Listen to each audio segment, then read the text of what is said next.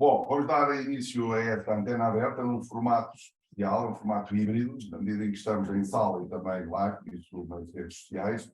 A ideia hoje é apresentar o novo regime da gestão de ativos, onde o João Ricardo Nobre vai fazer a apresentação. Eu serei um moderador e tentarei aqui ou ali dar alguns tópicos para depois um debate no final mais profícuo. Mas não posso deixar de dizer que esta lei, que é uma lei estruturante no que diz respeito à formatação do quadro legal do regime de gestão de ativos, tem conteúdos novos, nomeadamente na parte da liquidação de fundos, na parte da responsabilidade do depositário, e que tem, sobretudo, uma estruturação tipo código, na sua sistematização e na sua agregação de matéria. O que quer dizer que mesmo os nossos especialistas têm condições, através da leitura da lei e da lei anotada, que a RSA irá publicar em breve, de ter o acesso a uma informação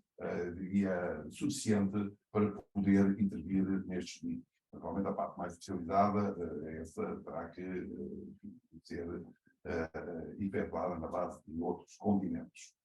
O índice que a lei não apresenta, como é normal, mas que nós fizemos introduzir num e-book que tem a lei, mais alguns artigos publicados aqui na RSA, permite uma visualização das matérias. Eu não vou naturalmente fazer aqui uma leitura do índice, mas em alguns pontos para perceberem que a lei está estruturada em títulos e depois cada título em capítulos, em secções e subsecções, o que é normal, mas uma sistemática típica de um código, e um dos títulos é o título terceiro, exercício da atividade, tem 5 capítulos e várias secções. Este exercício da atividade é o coração central da atividade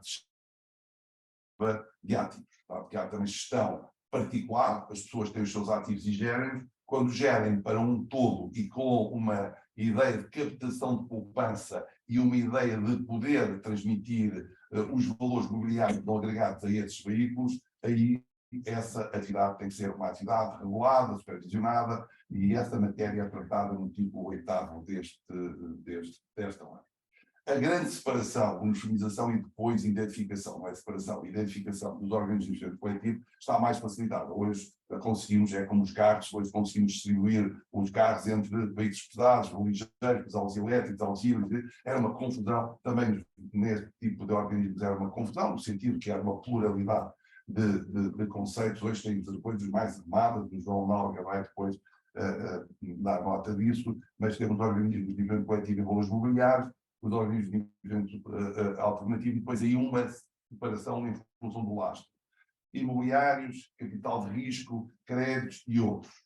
Nesta vertente, nós passamos a ter, admitimos que o mercado passa a ter sociedades gestoras mais pequenas, mais especializadas, onde o lastro é imobiliário, ou é de créditos, ou é de capital de risco. É importante porque todos os advogados praticam em todas as áreas e assim conseguimos ter uma abordagem mais facilitada através desta lei. Saiu também recentemente uma circular número 12 de 2023 da CMVM, dando nota dos principais impactos da entrada em vigor da lei, que entrou em vigor há 2 dias, no dia 28, e também do regime transitório. Um documento muito útil, pedagogicamente, eu diria, exemplar, à semelhança daquilo que é o preâmbulo da lei. O preâmbulo da lei é um tratado. Bem dito, é um tratado. Eu costumava dizer, enquanto dei aula de introdução ao direito, que há 2 maneiras de aprender direito. É ler as epígrafes dos artigos, e depois pensar, de olhos fechados, o que é que quer dizer, quem sabe não precisa ler o artigo, e ler os preâmbulos ou uma justificativa dos diplomas, que desapareceram. Este diploma tem um preâmbulo, que é mais que um preâmbulo, é uma memória justificativa, é uma memória que permite saber o que se deixa para trás e o que se criou neste mercado, que é da própria. Naturalmente, isto é a mão da CMVM, seguramente, e isto é um tratado, como dizia o João Nóbrega, e muito bem. Permite ser destacadas as novidades e permite também conhecer os principais conceitos. Nós hoje, através desta antena aberta, que visa debater internamente o assunto e também dar a conhecer o assunto. Eu digo assunto porque nós não podemos afunilar isto a uma matéria financeira, como não podemos afunilar uma matéria de valores mobiliários ou uma matéria de imobiliário ou de ação de terras. Temos aqui um conjunto de matérias que, enfim, permitia um debate de horas e horas e horas, mas dizia, vamos tentar debater aqui as principais novidades e as dificuldades da implementação desta gestão de ativos, conforme ela está estruturada, uniformizada, simplificada, mas ainda assim complexa, e depois dar a conhecer, no final, uma organização em papel, enfim, em papel, é um índice para uma lei, não é mais do que isso, e alguns documentos foram feitos aqui pela RSA. Não iria fazer-vos perder mais tempo e passar a palavra ao João Nóbrega, então, para a apresentação. Obrigado, António. Bom dia a todos os presentes. Realmente é um gosto estar aqui neste sistema híbrido. Isto é o RGA, também tem sido a reunião geral de advogados, a comunidade de estão na sala, e para todos a plateia que nos assiste online. Realmente é um gosto poder partilhar convosco algumas ideias. E agora começaria aqui a minha exposição da nota disso. Tentar sintetizar ao longo da sessão as principais mudanças, tentar identificar alguns dos motivos e causas destas mudanças e, ao mesmo tempo, digamos, tentar antecipar ou problematizar algumas questões, sempre com o enfoque prático daquilo que poderão ser estas alterações.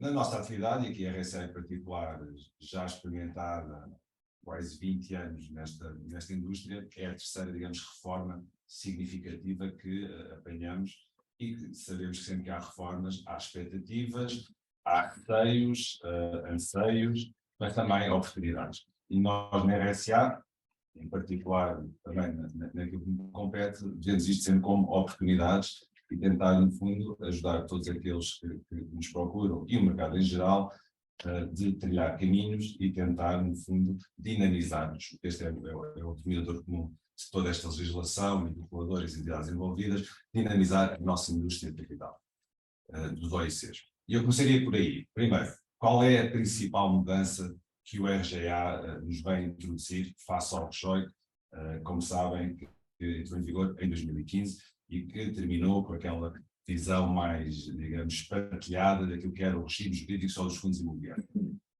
E para ter uma breve resenha para quem não estava ou quem não teve a oportunidade de seguir tão de perto o RJOI já veio dar alguma uniformização e alguma harmonização. Mas agora, só com este novo regime de gestão de ativos, o mercado e a primeira causa de todo este novo, digamos, enquadramento legal tem a ver com a lógica de harmonizar, olhar para o existente, desde logo acompanhar o direito da União Europeia, e este é o principal motivo. Portanto, muitas das vezes nós vemos a indústria a dar nota, bom, o nosso regulador, o nosso legislador, com estas ideias, mas não esquecer que desde logo temos regulamentos com aplicação direta e temos atualmente várias diretivas, a diretiva UCITS, a diretiva dos gestores de investimento alternativo, que naturalmente têm que ser transpostas e no fundo, este diploma o que vai fazer é exatamente essa transcrição.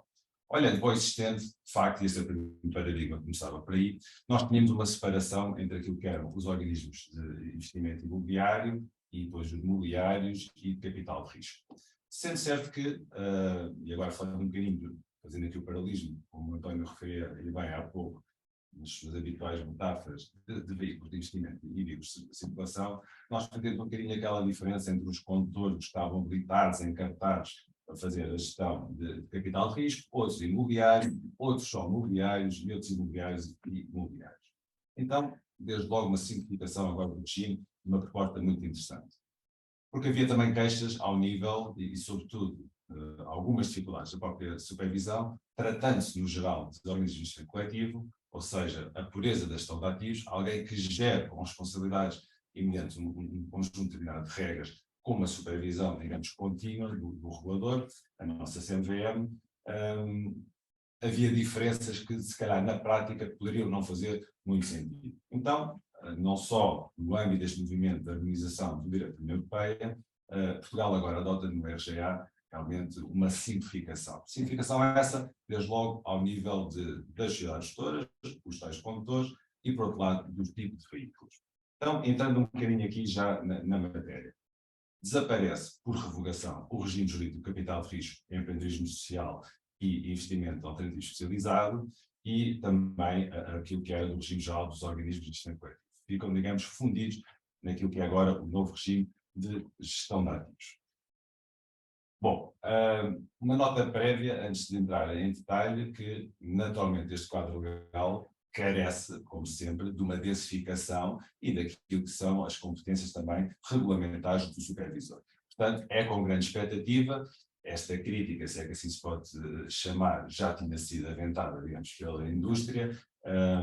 É bom, por uma questão de segurança e de certeza jurídica, realmente contar com todo o ambiente regulatório que vai, no fundo, regrar e disciplinar esta atividade.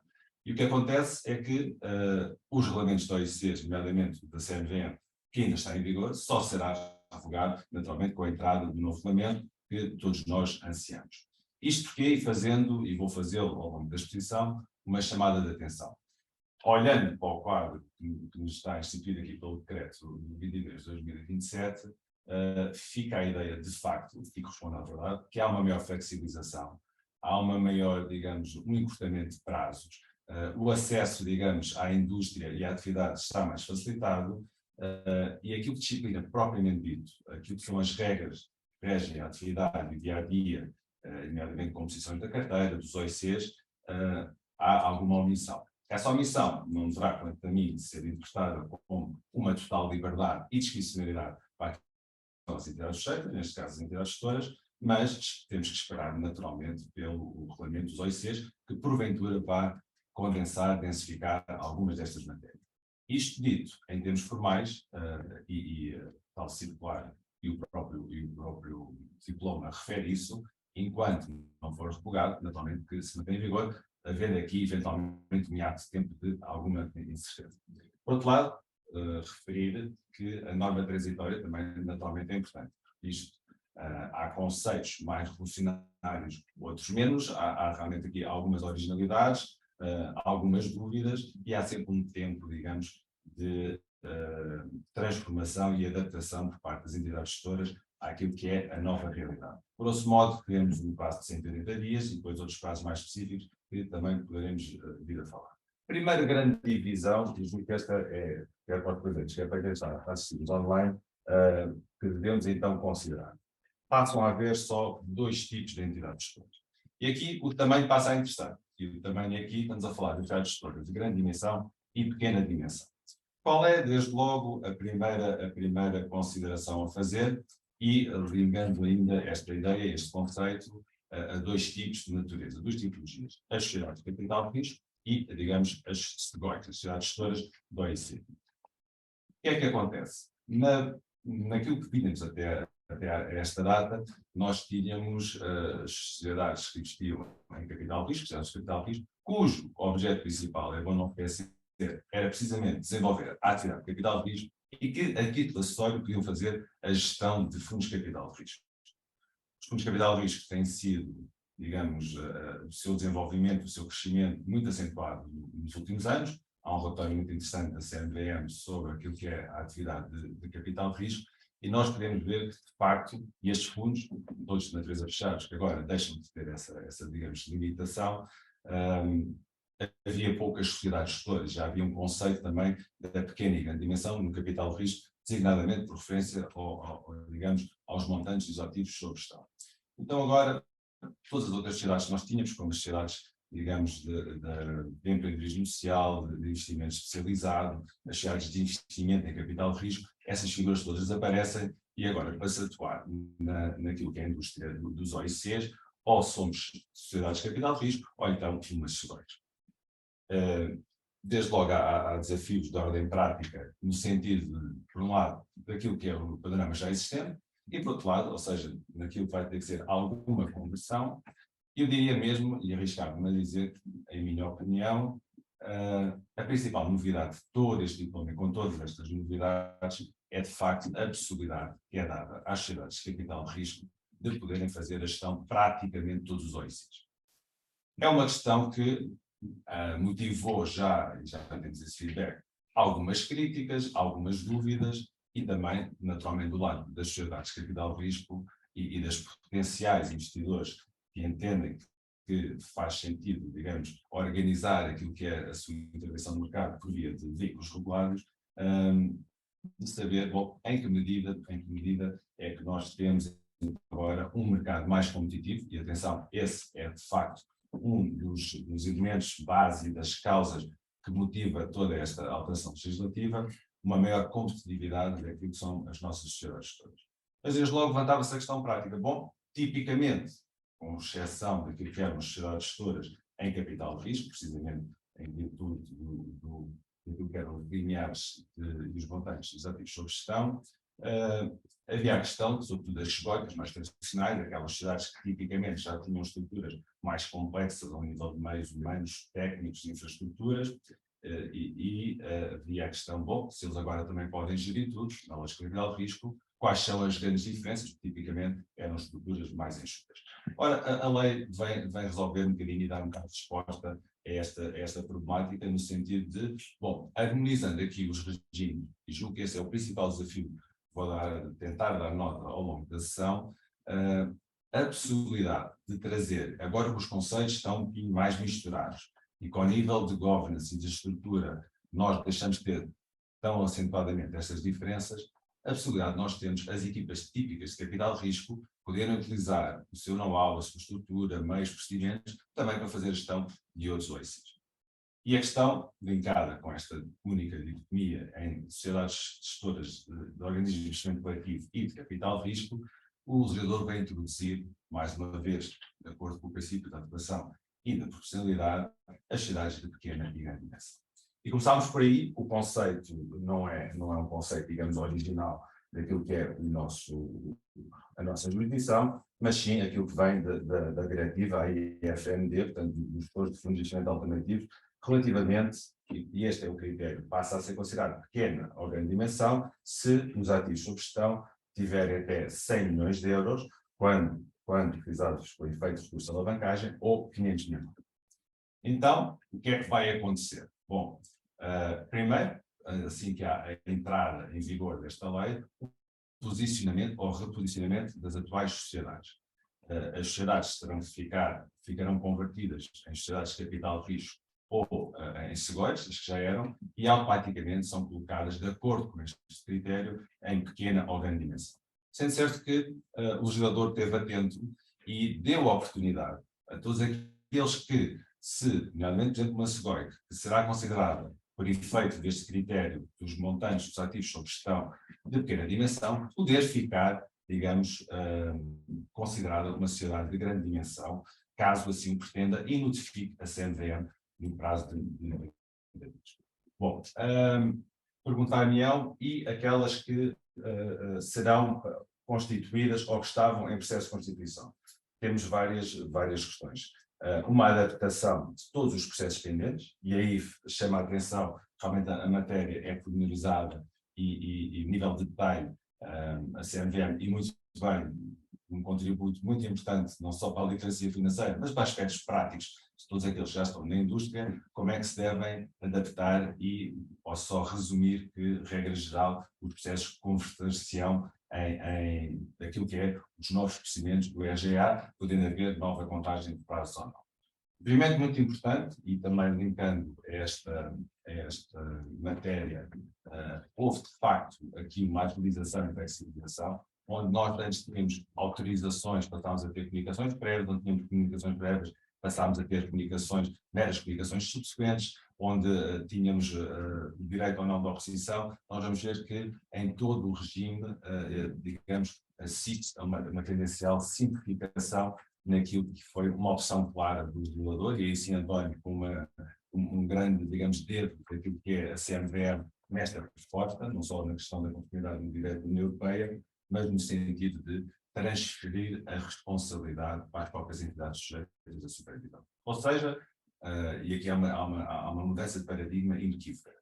O nosso departamento que conhecemos de autorizações e registros da CMVM vai ter a vida um bocadinho mais simplificada, sendo certo que passa a bola para aquilo que são os departamentos de supervisão contínua e prudencial, e aí sim, mais uma chamada de atenção muito importante.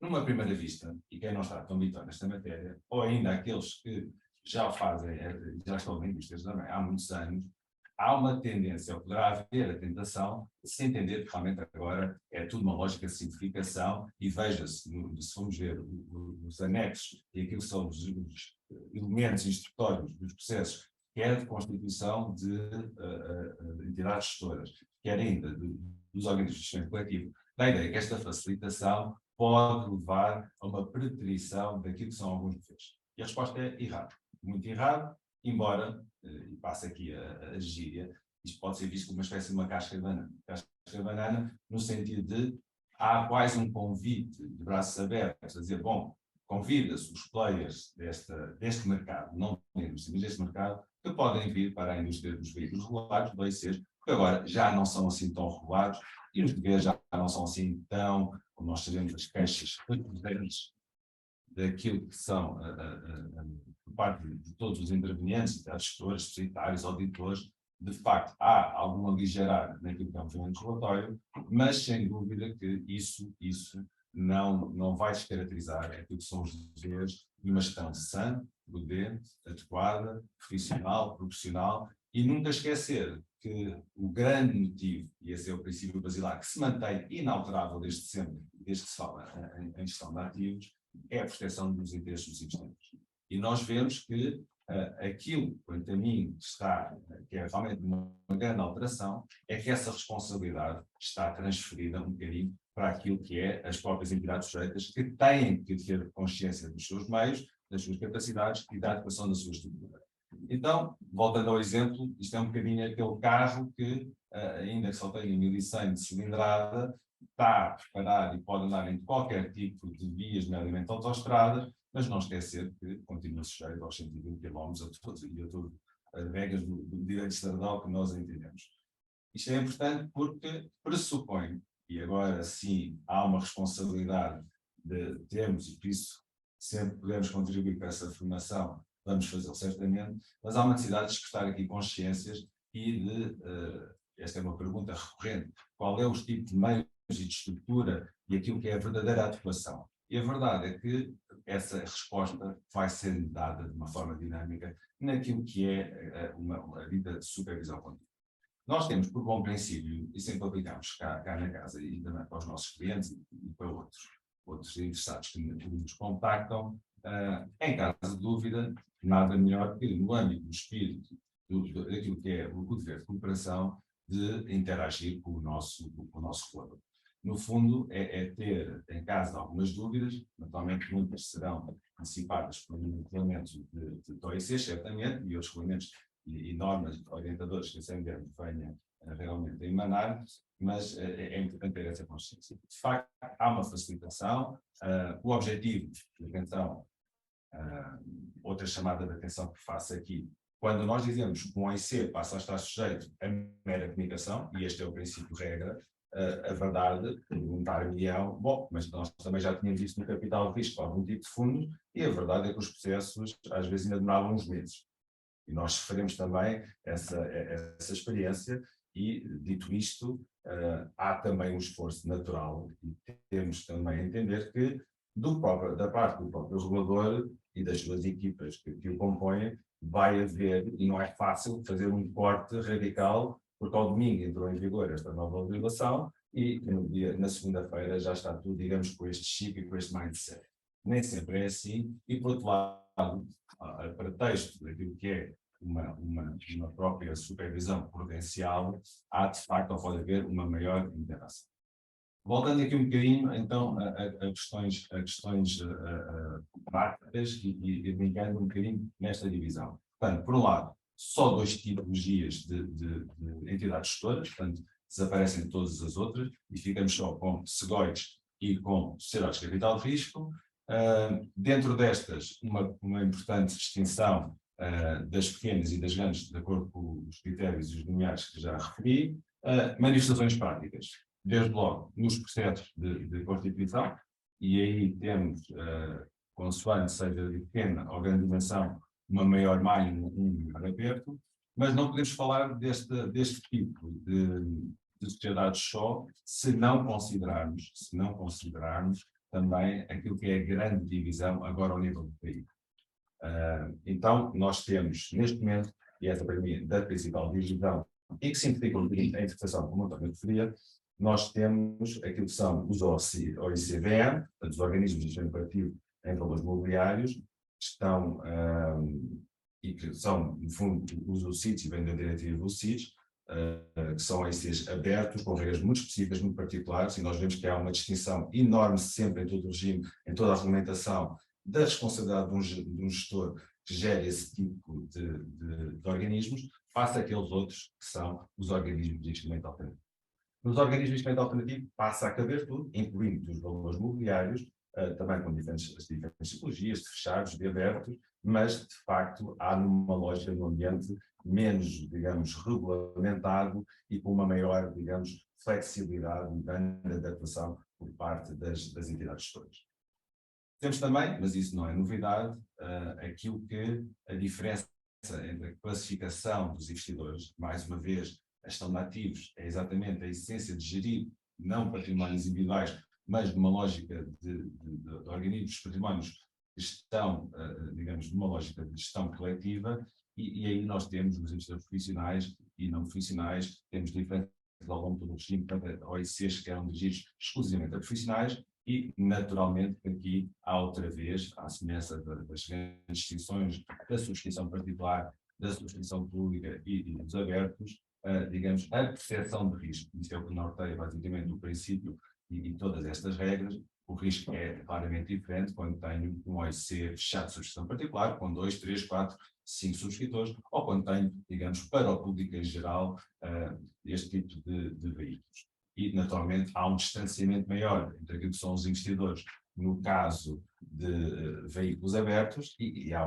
digamos, uma maior aproximação daquilo que são aproximação e capacidade de poder, nomeadamente em assembleia de participantes, em comitês de investimento, de possibilidade de também ter uma participação ou ter, digamos, uma interação direta com aquilo que são as outras entidades em contas. Portanto, estas duas distinções parecem muito importantes. O António referiu há bocado na sua introdução, e bem, o que é que se mantém, e agora a nossa, dar um bocadinho de nota também, para quem também está a assistir online, que esta ação tem, sobretudo, por escopo analisar e comentar um bocadinho mais aquilo que é, então, nos organismos de investimento alternativo e, sobretudo, nos imobiliários e no capital de risco. Qual foi a opção, perguntando, ou antecipando uma das perguntas, qual foi a opção de manter só, digamos, estes dentro dos OIAs, os, digamos, estes imobiliários, os de crédito e ainda capital de risco? Desde logo uma questão estatística. São aqueles veículos que de facto já estão enraizados em Portugal, OIAs imobiliários, classicamente entre os 10 mil milhões sob gestão, quase 11 mil milhões sob gestão, capital de risco 7, 8 mil milhões sob gestão e tendo muito florescido. O de crédito, por uma questão da sua especificidade, não é que houvesse, e eles são relativamente recentes, aquilo que foi esta previsão, e depois tudo o que é empreendedorismo social, que ainda não tínhamos essa manifestação, essa expressão, e tudo aquilo que são de ativos não financeiros, investimentos alternativo especializado, entendeu-se que poderiam ficar numa categoria que é muito interessante para quem é criativo e gosta de estruturação, como nós gostamos, é de facto digamos, um desafio e, sobretudo, uma oportunidade, assim que nós a vemos, para poder realmente estruturar veículos onde há uma maior discricionalidade por parte das entidades todas, naquilo que vão ser a composição do património, o tipo de ativos. Veja-se, por exemplo, um criptofund, um fundo que invista, por exemplo, em arte, poder fazer, balancear uma carteira de acordo com critérios ou setores específicos do mercado, e realmente é muito interessante. Ou seja, não desaparece essa possibilidade, nomeadamente de empreendedorismo social, nós não tínhamos ainda muitos, mas de facto nada me impede de fazer um OIC que fica, digamos, neste saco aberto desta natureza residual, digamos, dos outros OICs. Chamadas de atenções práticas também, aquilo que já referi há pouco, a necessidade e o tempo que agora teremos para fazer a adaptação também nestas novas nomenclaturas. Aí o legislador, um aspecto curioso, deu assim um repassado a dizer, bom, tudo que seja alterações de denominação de firma e por aí fora não vão pagar, estão dispensadas as entidades gestoras de pagar os respectivos emolumentos. Questões curiosas, e de facto deixa de ser tão importante este selo daquilo que é propriamente a atividade Estas alterações, nomeadamente, por exemplo, nas sociedades de investimento imobiliário, estão conhecidas SICAVs, que têm uma associação particular, o nome deixa de ser este, passam a ser só sociedades de investimento coletivo, os fundos de investimento imobiliários passam a ser só fundos de investimento. Portanto, houve aqui algumas opções, eventualmente, nesta lógica de harmonização, mas que, pronto, uma questão agora de uso e de adaptação, e certamente que qualquer dia já não nos faz, com a prática, já não vai nos fazer tanta confusão. Objetivos, e entrar um bocadinho aqui também, tentar sintetizar e avançar para a lógica daquilo que são os grandes princípios desta alteração legislativa. Desde logo, este reforço da competitividade e desta atividade do mercado. Quando quiserem interagir ou fazer perguntas, eu vou tentar só acelerar então rapidamente para entrarmos em alguns detalhes, para deixar algumas pistas então para as questões. A sessão é até uma. Sim, mas para termos algum tempo de debate e depois localizar algumas questões. Muito bem.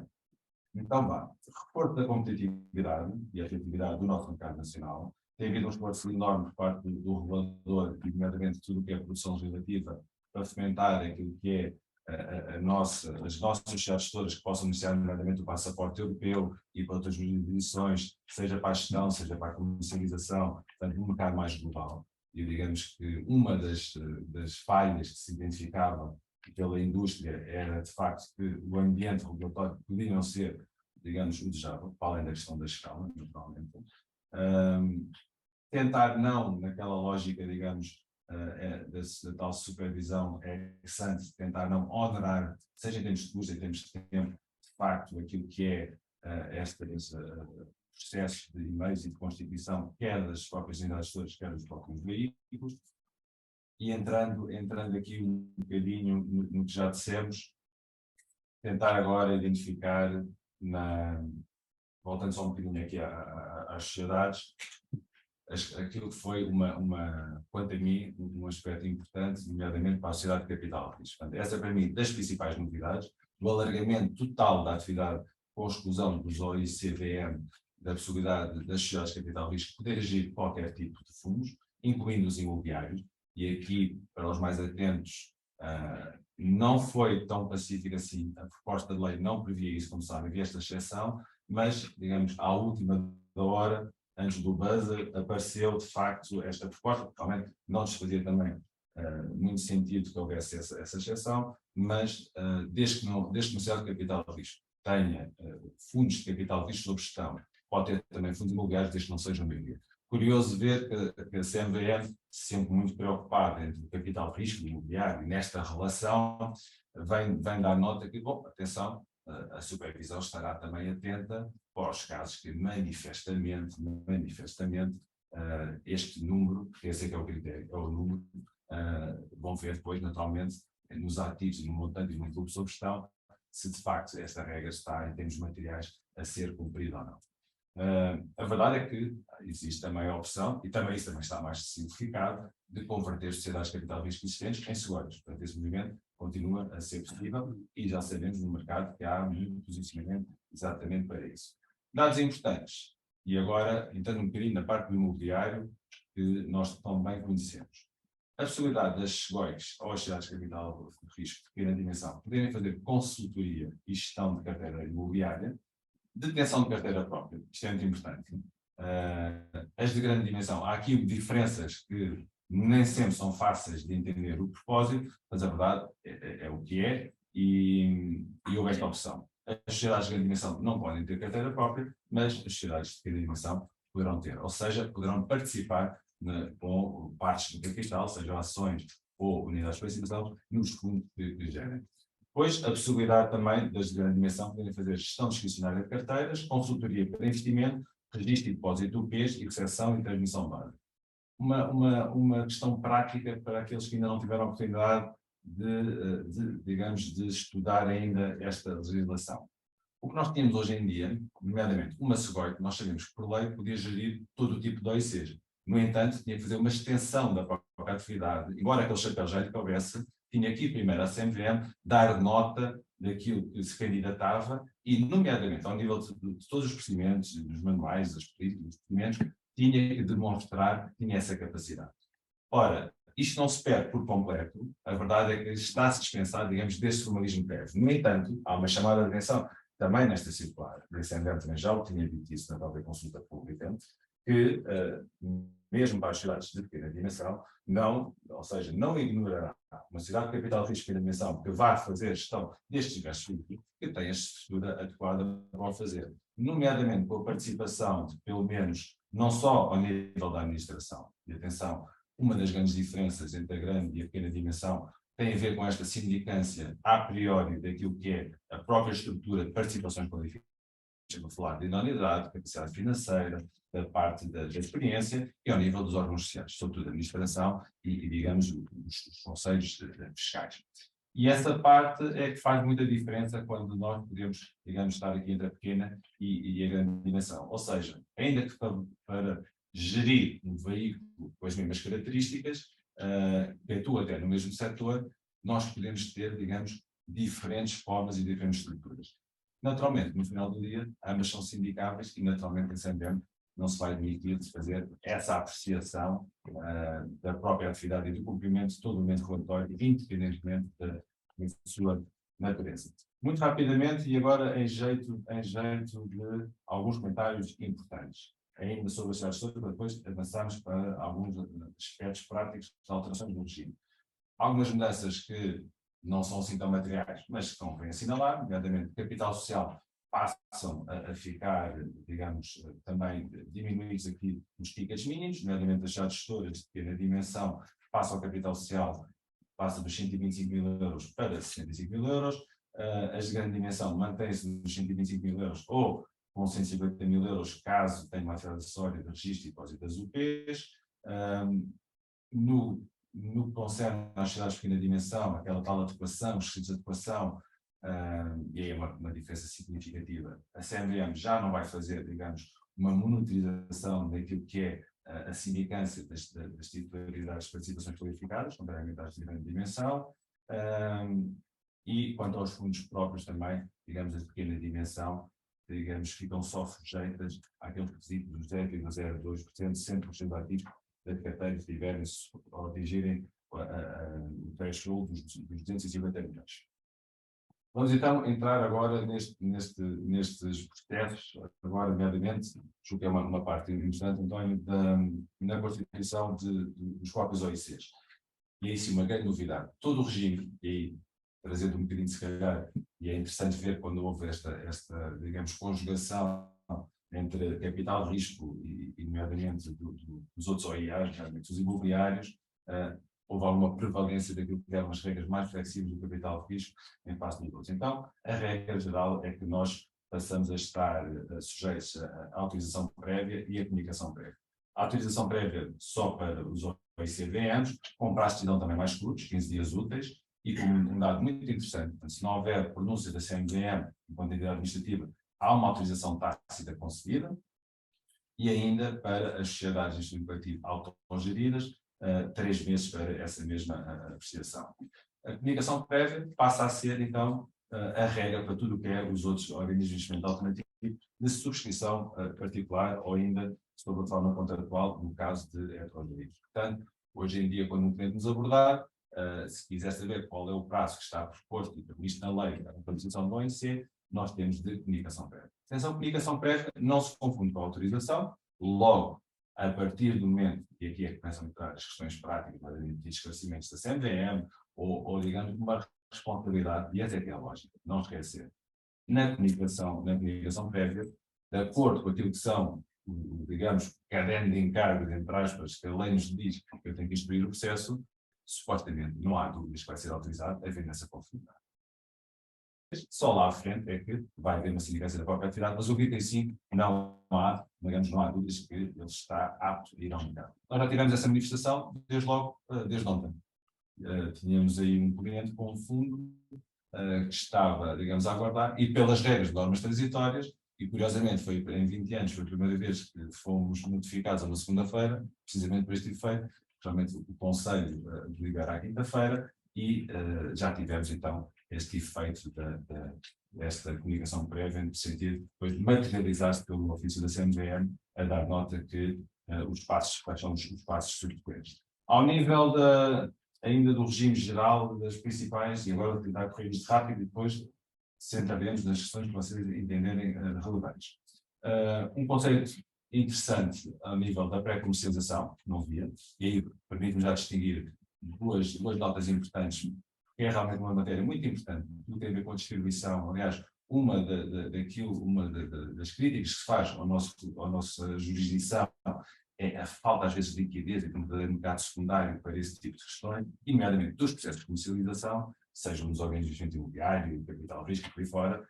Há aqui um conceito interessante da pré-comercialização que passa a estar, digamos, previsto, e todos aqueles movimentos que não são ainda considerados de comercialização, onde, digamos, já são falados dos projetos e digamos, algumas características do fundo, antes de mesmo estar, digamos, constituído. Dado importante, substituição de grau gestor e depositário nos OIA fechados passa a ser objeto de migração subsequente. Esta, para mim, uma das matérias mais relevantes. Dar nota de se é verdade que é um princípio subjacente ao primado da liberdade e da decisão de escolha dos investidores, a verdade é que este processo ia previamente à CNVM, tinha que estar deliberado, havia uma sindicância, sobretudo, e o regulador via se havia riscos de mercado, não havia. O que é que passa a haver?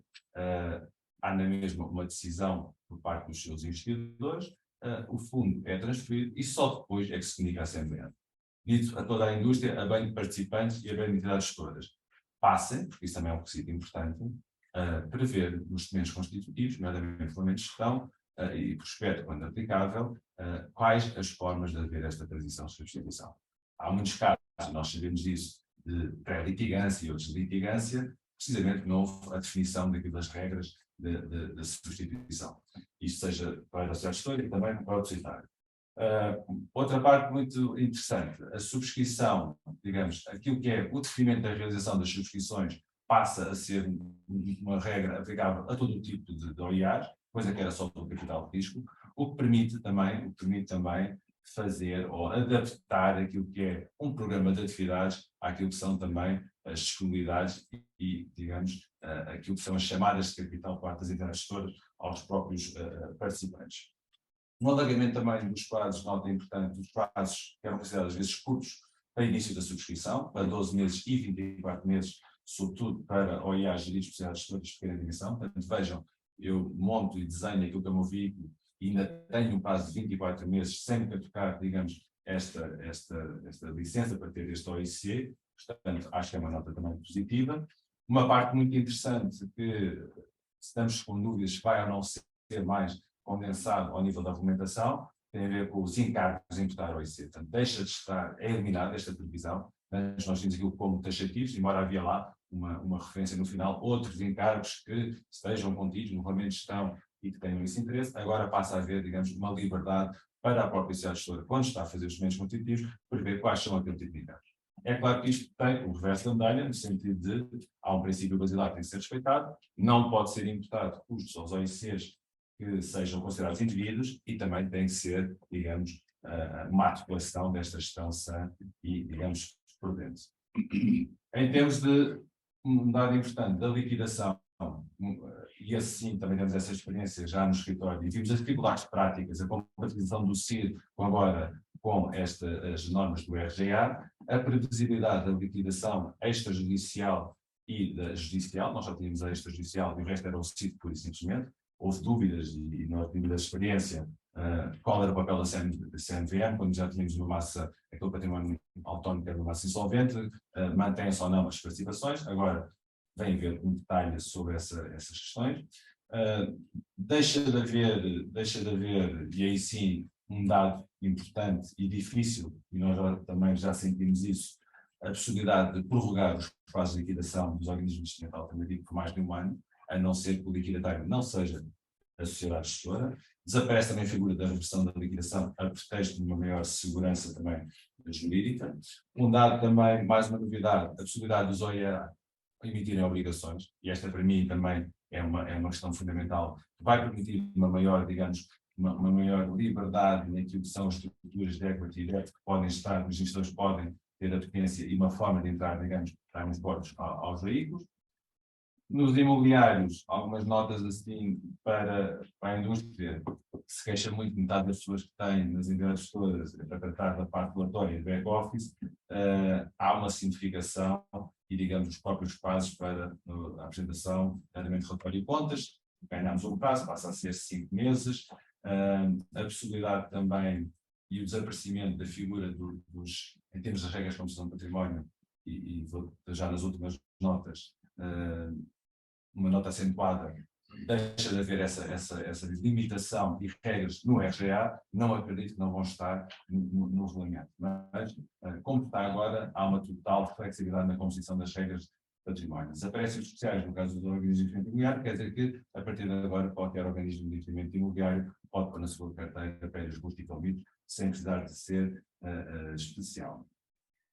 Ainda relativamente à regra da avaliação de imóveis, a mesma nota, naturalmente vai ao regulamento, a única coisa que se diz é que os imóveis são, digamos, a função-chave, continuam a ser, digamos, avaliados por peritos externos, nada mais digo na RDA, naturalmente, entendemos que não deve haver grandes diferenças ao nível depois regulamentar. Para o capital de risco, e já é na reta final, segmento final, como diz ali o meu amigo João Luís Soares, é assim, não é? Entrando aqui no segmento final, a descrição das funções das SEGOICs passam a estar também naquilo que é o regulamento de gestão, portanto há alguma flexibilidade e, mais uma vez, ressalvar a importância do regulamento de gestão. Um dado muito curioso, para as subscrições em espécie, deixa de haver necessidade no capital de risco do relatório da autoria externa. Portanto, obviamente, assim, bom, é só facilidades, qual é o valor? Obviamente que tudo tem a ver com esse, aplica-se o critério de justo valor, vai obrigar, naturalmente, a um reforço daquilo que é a função-chave da avaliação e dos meios que as próprias gestoras terão que ter, e certamente não é uma proibição. Deixa de haver uma obrigação, mas diz-nos o bom senso e a experiência, possivelmente, muitas entidades gestoras vão continuar a querer suportar-se em relatórios externos.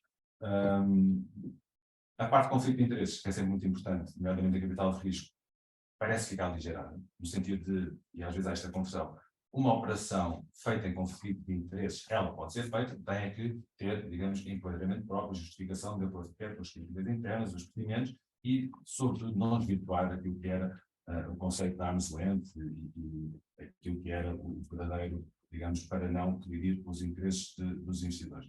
Mas antes era obrigatório a máxima de participantes, agora só há um dever de comunicação a dizer que se teve em conta e que se vai fazer a operação. Mais um dado importante, isto já foi algo muito crítica, tudo aquilo que era as composições de património, limite máximo de 50% para investimento em valores imobiliários, admitido à negociação de mercado fundamental, é eliminado, mas depois o legislador dá-nos aqui um repousado que é muito tricky, que é, bom, tudo bem, já pode ser mais de 50%, mas tens que comprar 10% da sociedade emitida. Ora, comprar 10% de uma sociedade cotada não é muito fácil, como é bom ter, portanto, há quem diga que realmente esta regra será daquelas regras, como diz o nosso presidente, aquelas leis quadros, não vão ter aplicação. Dado outro importante, este sim tem, nomeadamente com as regras de composição de património, uma flexibilidade grande, aquilo que era atualmente definido no REJOI, os 500 mil euros como, digamos, padrão, o ticket a partir do qual era considerado, ou teria os mesmos efeitos ao nível da composição da carteira, nomeadamente o investimento 500 mil euros por cada subscrição, passa a ser para 100 mil euros. Portanto, qualquer fundo de capital de risco que não tenha montantes inferiores a 100 mil euros de subscrição, automaticamente está ou não está sujeito àquelas regras de 1/3 na composição de património, o que pode facilitar, de facto, esta gestão. Desaparece também, e acabo por aqui, julgo, o montante mínimo de VLGF. Portanto, aquilo que atualmente só estava para o fundo da BES e subscrição pública, neste momento o que se diz, mais uma vez, parece uma coisa óbvia de bom senso, mas flexibiliza um pouco a posição das gestoras, mas desde que o VLGF, a única coisa que se diz agora é que tem que ser positivo. É claro que ninguém vai pôr-se a estruturar fundos e a criar fundos com capital de 1 milhão de euros ou 2 milhões de euros, por isso nem sequer paga a estrutura de custos, mas a verdade é que é uma nota importante dar esta flexibilidade. E pronto, e com isso, ótimo. Bom, então eu perguntei, não temos ainda perguntas quem está a assistir online. Tínhamos aqui algumas questões para suportar a existência dessas perguntas que poderiam ser feitas, mas eu, enquanto aguardo se alguém quer intervir, se alguém tiver querem pedir diretamente, estando online, é dizer, ou pelo menos mandar a pergunta, não chegou.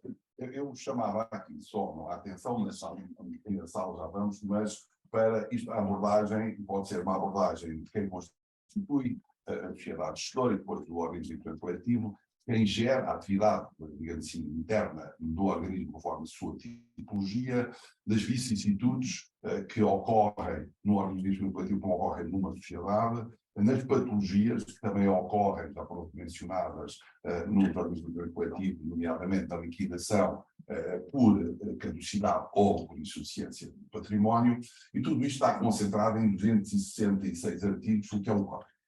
E às vezes fica-se aqui com a ideia que tudo isto é financeiro, tudo isto é só para as pessoas que tratam valores mobiliários, tratam com bancos, não.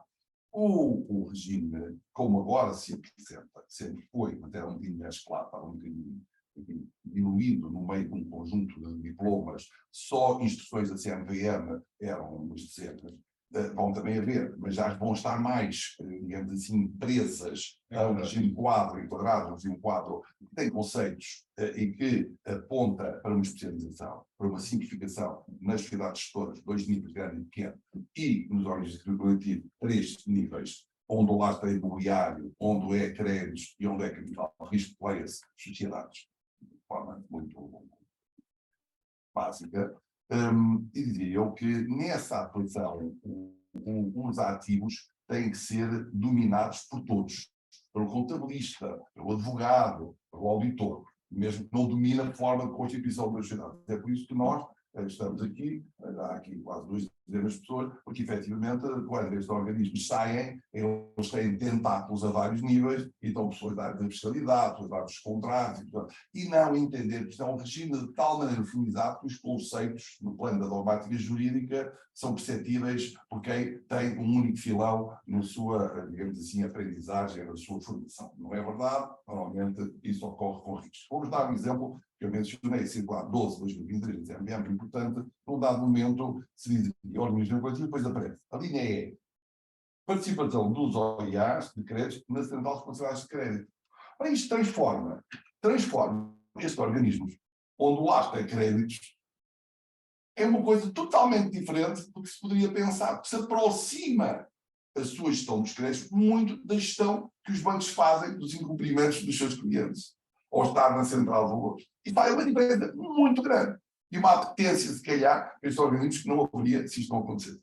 Nos imobiliários há o alargamento do leque dos imóveis ou dos direitos típicos que podem existir sobre imóveis. Um alargamento considerável, que eram as operações permitidas, considerável. Bom, já existiam interpretações que levariam a conclusões, mas agora muito mais clarificado. Então, nós temos, se formos aqui aos artigos 220 e seguintes, no que trata do organização coletiva, investimento alternativo imobiliário, temos um conjunto de artigos onde trata disso. Mas se formos agora à secção 3, que trata dos OIAs para créditos, só temos um artigo, que é investimento em crédito, não temos desdobramento. Se formos para a parte do capital de risco, já temos um outro tratamento. Quer dizer que esta alteração, uniformização, simplificação, torna claro que o que é coletivo se opõe ao que é particular, ou seja, quem quer gerir os seus ativos, porque impulsionou a criação do organismo, de forma coletiva, ele atender a 2 coisas. À supervisão, o interesse dos participantes, dos consumidores, número 1, e à regularidade, à maior formalidade dos atos que quer dinamizar, incrementar ou constituir dentro deste organismo. Eu diria que se uma pessoa for condutor do seu carro, enfim, pode às vezes fazer bastantes questões. Se for condutor de um carro que é da entidade patronal, já terá que ter muito mais cuidado. Se for um condutor profissional que faz transporte de mercadorias, tem que ter uma certificação muito mais, digamos assim, rigorosa. E o que é que isto obriga? Obriga que as cidades gestoras, agora de pequena dimensão, tenham que abrir as portas ao mercado operacional. A estrutura de supervisão é uma estrutura de resposta à supervisão da CMVM, que agora está clara e está, enfim, dito a sua exclusividade nesse suporte, mas depois tinha, sobretudo, uma função de resposta à supervisão e não tínhamos limites de intervenção do mercado. Os limites tinham a ver com os custos, têm a ver com o tipo de alvo, têm a ver com a equipa, têm a ver com algumas capacidades. Ao se ter, digo eu, isto aqui é uma afirmação discutível, mas que nós vamos estar atentos na próxima sessão nesta antena aberta sobre o regime geral de gestão de ativos, ou regime de gestão de ativos, não se pode dizer geral, nós vamos ter perguntas e respostas, não vamos ter intervenção nenhuma, vamos colocar uma pergunta, um caso prático e uma resposta. E vamos fazer isso durante 45 minutos. Para se perceber, quando alguém quer fazer uma reabilitação urbana, eu quero fazer num veículo que é particular, tem um caminho. Se quiser fazer num veículo que é coletivo, há um outro caminho. Mas um outro caminho porquê? Não é a mesma coisa, os contratos não são os mesmos, as preocupações não são as mesmas. Como tem uma eficiência fiscal, porventura, um bocadinho mais simpática, então tem uma burocracia mais elevada. Não tem que ser assim. Isso é uma paranoia. Hoje dizem, como dão benefícios fiscais, agora tem mais a pena. A ideia que eu não tenho benefícios fiscais é, digamos assim, um incumpridor. Quer dizer, benefícios fiscais tem que ser, digamos assim, religiosamente um cumpridor. Não tem nada a ver com isso. Tem a ver com que essa captação de recursos, porventura, pode não ser particular, pode não estar centrada numa pessoa, em meio de pessoas que se conhecem, que têm entre eles um entendimento próprio. Pode ser alavancada, e ao ser alavancada, essa entrada no mercado, digamos assim, na discussão e na captação de recursos, poupanças, gera naturalmente outros cuidados, outros limites. Essa é a parte operacional, digamos assim, de se trabalhar com estes veículos. Como ainda não temos perguntas de quem está na rede, vamos deixar aí, João. Vamos só dar aqui, estamos quase a terminar, dar aqui a possibilidade, e para os novos colegas e que também trabalham nesta área, poderem colocar uma ou duas questões, até para quem está enfim, online, perceber que às vezes das questões podem surgir respostas interessantes. Se alguém quer colocar, se não quiser, eu tenho aqui 4 ou 5, já tenho algum voluntário, para estar tudo planeado. Não, a questão que eu queria colocar tem a ver com o seguinte: o RGE que é a liquidação judicial do organismo de investimento coletivo passa a ser regulada pelo Tribunal de Concorrência e com as especificidades do RGE. E depois prevê também que uma espécie de equiparação da dissolução de um organismo de investimento coletivo que pode ser tratada através da declaração de concorrência do Tribunal, passa a equiparar a isso a decisão administrativa da própria CMVM de revogação da autorização do OIC ou de a impossibilidade de substituição da sociedade gestora. E prevê também que a própria CMVM pode impor ao Tribunal, seja uma comissão liquidatária, seja um liquidatário, pode impor o valor da remuneração a atribuir a essa comissão liquidatária ou liquidatário. E o que eu pergunto é se isto não equivale a uma espécie de subjugação do poder judicial pelo poder administrativo com esta formulação. Deixa-me dar uma nota, só uma nota. Já vai. Esta questão foi discutida no Código da Insolvência. É por isso que a matéria da liquidação de, na altura, entidades financeiras foi recortada e ficou à margem do Código de Insolvência. Uma das limitações, em 2004, se discutiu esse código, pertencia à Comissão, foi precisamente isso. Foi até que ponto é que as entidades públicas podiam ser submetidas, obviamente não, públicas, havia também empresas públicas, havia um conjunto, e as entidades reguladas, dado que isso poderia compatibilizar ou não, difícil de compatibilizar ou não, a gestão do código com a gestão, digamos assim, que tinha que ser feita de outros interesses, nomeadamente dos consumidores. Aqui ficou claro, claríssimo, a decisão da CMVM é uma sentença. Ponto. Isso é inconstitucional no sentido que é alguma coisa que retira poderes que a Constituição reserva unicamente à estrutura judiciária. Na altura entendeu-se que sim. Agora ninguém disse nada. Não sabemos.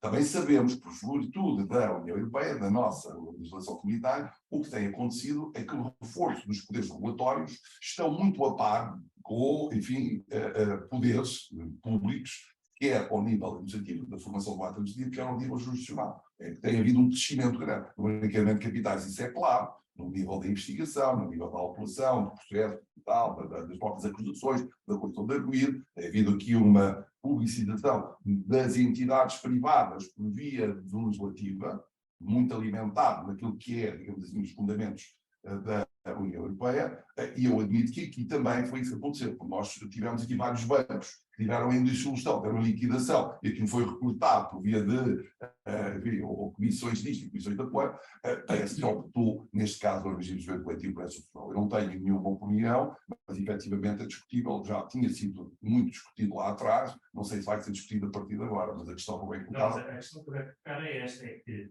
aparentemente a decisão... É uma sentença administrativa.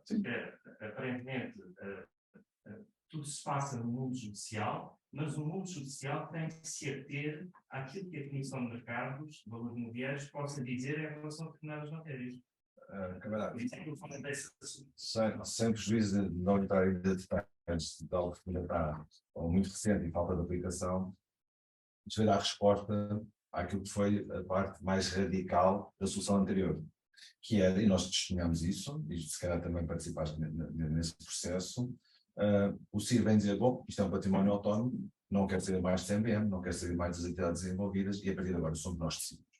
Atendeu-se que, face às especificidades próprias deste património autónomo, que é um OIC com regras e com os esforços da mercado, investidores, gerido por uma sociedade gestora, que faria sentido uma compatibilização e harmonização. Vou dar um exemplo muito simples. Banco Depositário mantém-se em funções. A lógica que é ainda, na lógica da proteção, se pensares que isto, tendencialmente, o que se visa é a liquidação daquele património de uma forma em que tens que acudir a credores e aos próprios participantes, a identificação da relação de quem contribui, as participações qualificadas, a parte, olha, incidentes de qualificação, que se põe muito essa questão, é ou não o Conselho de Administração da Sociedade Gestora pode estar elegível ou não para as regras do CIR. Portanto, havia uma série de questões aqui, há um aproximar daquilo que tem a ver com a própria natureza deste património. Vou falar aquilo que a lei anterior era omissa. Sim, a lei anterior tinha a cláusula alçapão, onde caíam estes casos, como caíram e foram tratados. O tema, no plano jurídico, que se coloca é um ato administrativo da CMVM pode produzir os efeitos de uma sentença, pode pedir assim. A decisão da CMVM de revogação da autorização ou da declaração relativa à impossibilidade de execução do sociedade gestora produz efeitos da declaração de insolvência. Isto é no artigo 251. O tema é, e produzir os efeitos de uma declaração de insolvência, leia-se, de uma sentença, desta decisão judicial, que declara a insolvência, é em si mesmo uma invasão do poder judicial. Porque depois também tem outras aflorações de outros domínios. Também se dá o poder do depositário requerer a insolvência do próprio organismo. A questão é o juiz poder substituir, porque isso é que não está tratado. Porque isto não foi insertado dentro do quadro de é isso que vamos ver o que é que vai dar. Agora, é um recorte muito, muito interessante da matéria de uma vicissitude terminal, que há as vicissitudes intermédias, que é as fusões, as cisões e tal, que está tudo também tratado nesta lei. Isto não é comum estar tratado assim, tratado detalhadamente, aliás, como tu no teu artigo, ligado à vida económica, fazes bem o detalhe desta informação, como também temos a responsabilidade de depositar no plano civil, que também é interessante, também não estava tão tratada quanto está aqui. Depois, enfim, incidências mais procedimentais, vamos ver como é que isto resulta, como é que os juízes que recebendo essa declaração aceitam, porque se ele passa à fase seguinte, depois a remissão não é para o número anterior, faz o salto, diz que o juiz, no despacho seguinte o juiz só aprecia o que está antes, já não dá a possibilidade ao juiz de apreciar essa declaração de insolvência do OIC. Não sabemos, vamos ver. Aí tem que ser funcionar o ato administrativo. É isso, vamos ver. Não Mais questões. 2 questões para terminarmos. Havia mais 2 voluntários, se calhar não estou presente. Não há? Então posso com ele. João, colocar uma questão sobre a questão da responsabilidade do depositário, era isso? Posso colocar? Não é posso pensar aqui, não. Não, posso colocar. Só ouvi a opinião que eu do subsecretário de jornalista sobre este novo trato, que é o trato verificador deste sistema, que de facto existe uma solução clara desta responsabilidade do depositário, que foge um bocadinho àquilo que é assistido na edição anterior, e só aquilo qual é a vossa opinião sobre este novo trato, e sobretudo qual é a rácio que está subjacente a esta edição. Primeira questão. Não é exatamente correto dizer que isso é uma novidade, ou seja, primeiro quem tem a responsabilidade. Desde logo porque uma das principais funções, para além da custódia e da guarda de ativos do veículo, é uma função de supervisão e monitorização. Se formos ver regimes contornacionais da OIC, muitas das vezes o que ocorre quase de forma automática é que o próprio Banco Depositário também é responsabilizado em caso de falha da sociedade gestora. Porque dentro dos seus poderes, aquilo que já vi no grupo histórico, os poderes de fazer inspeções, de requerer a documentação e de supervisionar de forma de também uma proteção acrescida dos participantes, que se houver falhas, eles têm por essa via e com a obrigação de comunicar ao relatório anual, à CMBM, ou sempre que seja relevante, falham por essa dita também a omissão. Um dado interessante era antigamente, automaticamente era um regime de responsabilidade solidária e agora essa responsabilidade também pode ser tratada, digamos, tem que ser contratualizada com a propriedade gestora.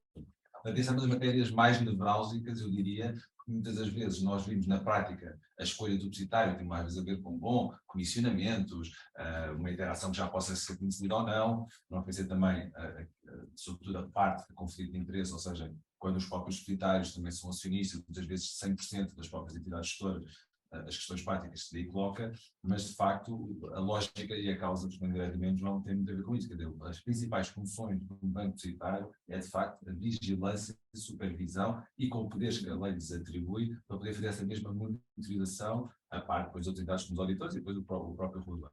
Portanto, havendo essas falhas, há esse regime, daí que a custódia é cada vez mais um exercício e um desafio, porque tipicamente, porventura, mesmo em termos daquilo que é os funcionamentos das receitas, muitas das vezes entendem os bancos, ou quem tem estas entidades de custódia, que por vezes realmente o que está em causa, porque o enquadramento foi mais exigente, com funções detalhadas, isso trata de tipo de responsabilidades que porventura não tenham com essa disponibilidade ou com essa mesma capacidade.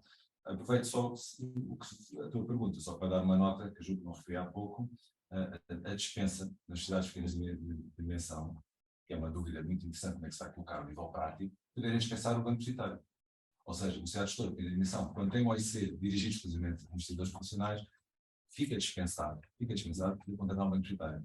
Ora, isso reduz, eventualmente, custos, reduz mais uma, digamos, mais uma supervisão, um foco sobre aquela atuação, mas levanta outro tipo de questões, nomeadamente depois alguém terá que fazer o registro das unidades de participação, outras ações, e por fora, colocação, distribuição. Portanto, em princípio, está-se a tirar mais um plano, mas está-se a focar para ele, digamos, para a gestora mais essa responsabilidade.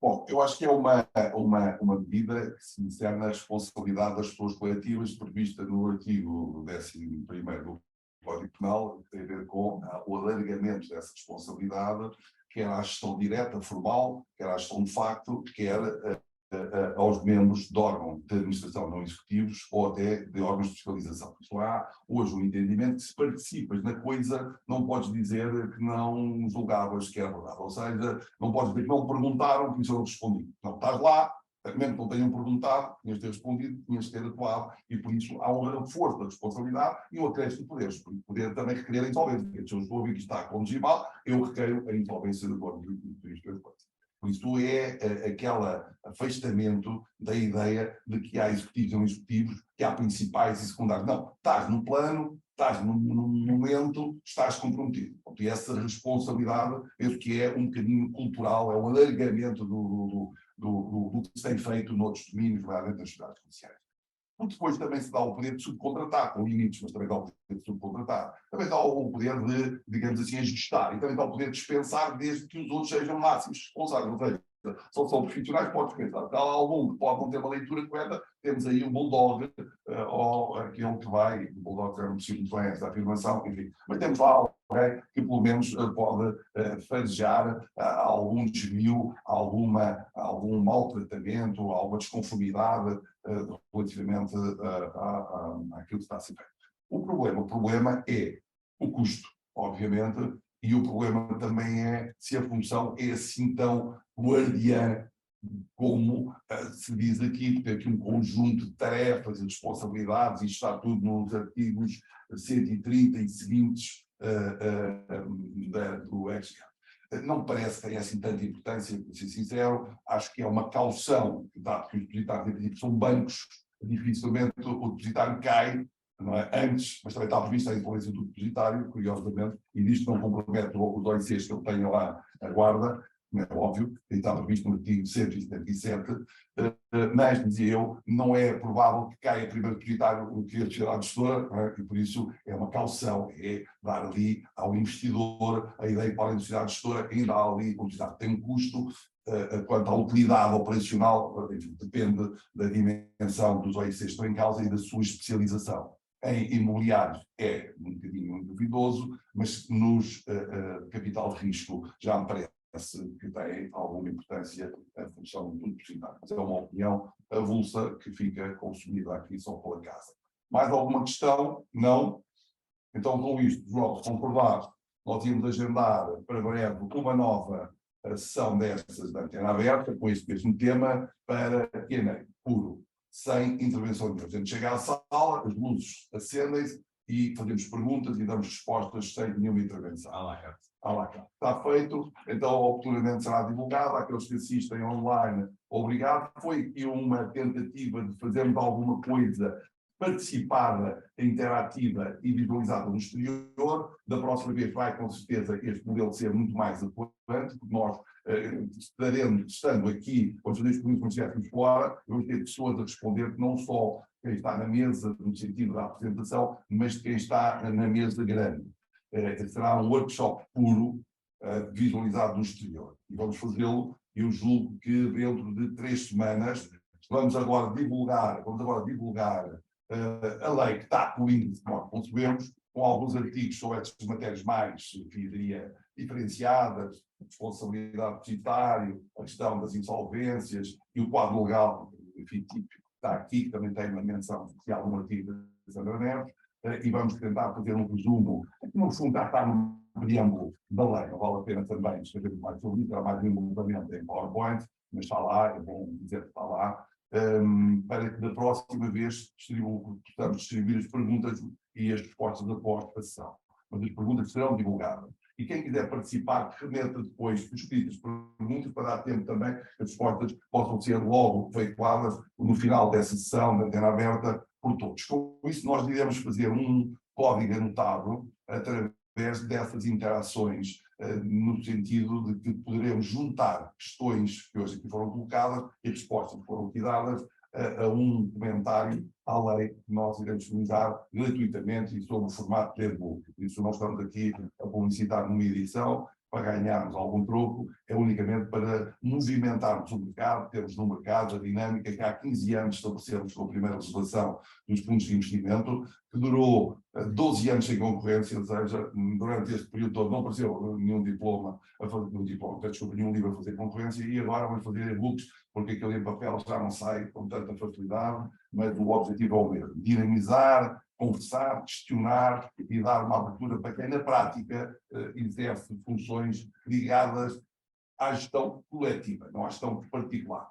E digo-vos da experiência, que não sendo muita, porque eu sou um rapaz de novo, mas da experiência que tenho, que é muito difícil colocar um empreendedor particular, cabeça particular, numa interação de uma gestão coletiva. Muito difícil. E o trabalho tem que ser feito pelo advogado. É o advogado que tem que difundir, que tem que o ligar a esta nova oportunidade de fazer a gestão dos seus interesses de forma coletiva. Porque, por vezes, os efeitos fiscais são bons e, por vezes, a gestão não familiar, não particular, dá uma sustentabilidade muito maior do que a tentativa de se fazer, sobretudo num mundo em constante convulsão. Nunca ninguém esperou que neste aninho, e no ano, talvez este ano é o suficiente dizê-lo, juntar inflação com subida de taxa de juros. Isto é um cocktail que mesmo para aqueles que têm 100 anos ainda não tinham visto. É importante. Por isso a gestão particular não consegue atuar de acordo com estes sintomas que entram nas empresas e é preciso depois dar a resposta. Então, a gestão coletiva tem esses antibióticos, naturalmente, porque tem mais preparação, tem mais antecipação, ou cria uma terapia antecipada, preventiva para estas ocorrências. Ou pelo menos nós admitimos que isso possa acontecer. João, grande exposição, vamos para a próxima, vamos divulgar também o PowerPoint que o João tinha aqui, que não apresentou, mas que é muito interessante, e com isto damos por fim da Antena Aberta RSA. Obrigado. Obrigado.